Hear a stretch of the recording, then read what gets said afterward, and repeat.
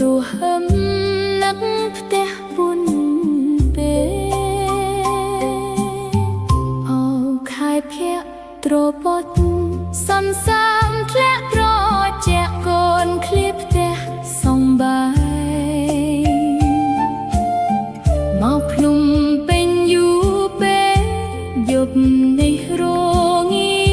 ភ្នែកសំឡឹងមេឃទឹកភ្នែកហូរស្រក់នឹកដល់ម៉ែអើ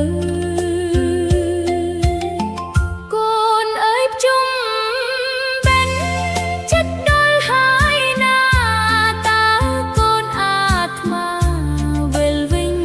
ឬនៅម៉ែទុនតឹងផ្លូវ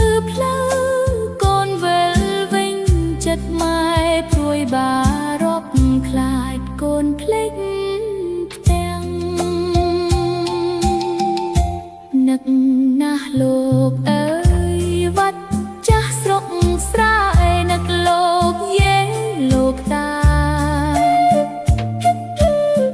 នឹកម៉ែអើយចាស់ចឹងទៅបោះបាយបិណ្ឌ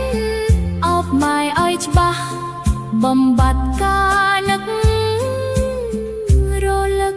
ពីចំងា